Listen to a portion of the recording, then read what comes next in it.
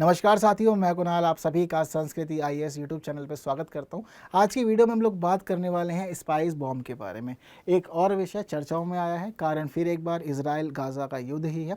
क्या है मामला, समझते हैं। तो देखिए, जो खबर आई है वह खबर दरअसल यूनाइटेड स्टेट्स अमेरिका की तरफ से आई है।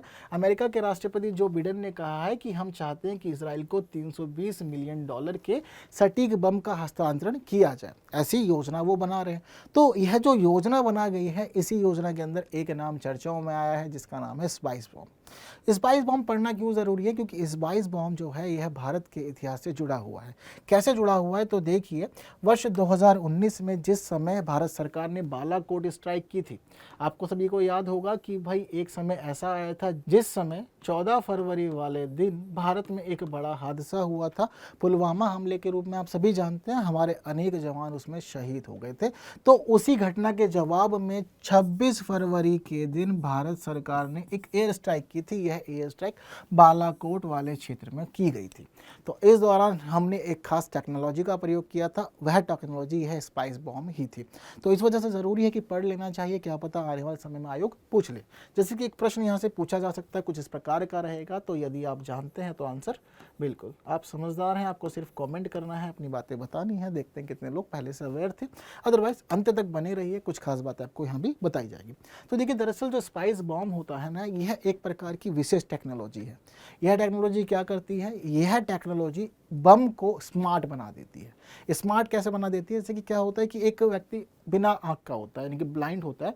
तो ब्लाइंड वाले व्यक्ति की स्थिति में क्या होता है कि वह या तो जगह को महसूस करते हुए चलता है, या फिर वह अंदाज़ा लगाता है कि मुझे किधर जाना है। लेकिन अगर आप उसी व्यक्ति को आंखें दे दे तो वह हर एक स्थिति जान जाएगा कहाँ पे क्या है और कैसे जाना है। यह ठीक उसी प्रकार है कि एक अंधे को आप लोग आंख दे रहे हैं। किस प्रकार से यह सिस्टम काम करता है? तो देखिए, जो सिस्टम होता है यह बमों के लिए काम किया जाता है जो बम गैर निर्देशित होते हैं। यानी कि जब कभी भी हम लोग एयरप्लेन के माध्यम से बम गिरा रहे हैं तो बहुत बार होता है कि ऊंचाई अधिक होती है और हम जहाँ गिराना चाहते हैं वहाँ बम नहीं गिरता। आप सभी को यह बात पता है कि हिरोशिमा और नागासाकी के ऊपर परमाणु बम गिराए गए थे 6 अगस्त और 9 अगस्त 1945 को। इन बमों का नाम लिटिल बॉय और फैटमैन था।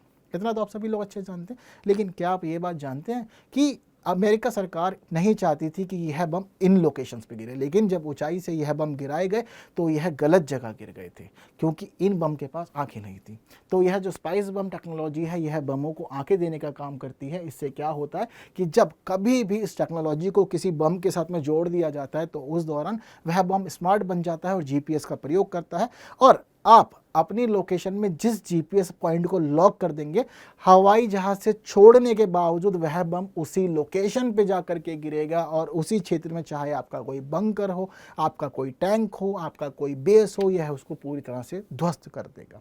क्लियर है बात आप सभी लोग को? तो इसीलिए जो स्पाइस होता है इसको कहा जाता है smart, precise, impact and cost effective.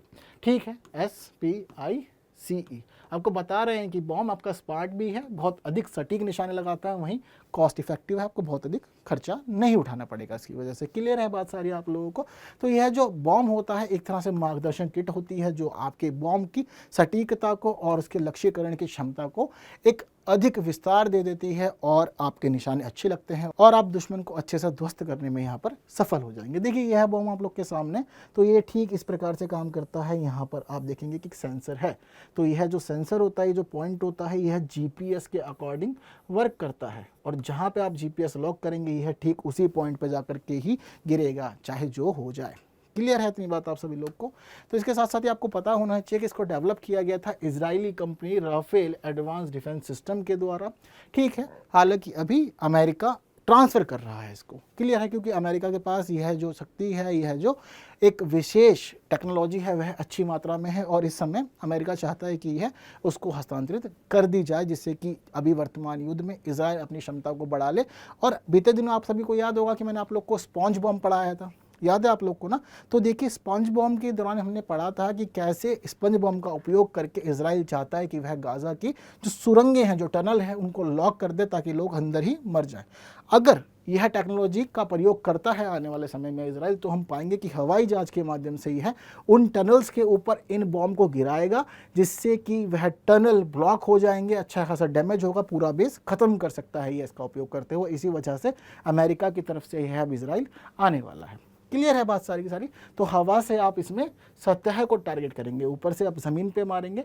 इसमें क्या होता है, स्वायत्त electro optic scene matching artificial intelligence होता है, और वह जो इंटेलिजेंस एल्गोरिदम होता है वही एल्गोरिदम जीपीएस का उपयोग करते हुए सटीक निशाने लगाने में सक्षम होता है। क्लियर है बात। तो अब हम लगातार देखा कि भाई हम लोगों ने अलग अलग बॉम्ब पढ़े, चाहे हम लोगों ने पढ़ा हो फॉस्फोरस बम, चाहे स्पॉन्ज बम की बात की हो, या और किसी टेक्नोलॉजी की। हम लोग लगातार इजराइल गाजा युद्ध से नई नई चीज़ें पढ़ रहे हैं। जी हाँ, इजराइल गाजा युद्ध कहें या इजराइल पैलेस्तीन, बात एक ही है।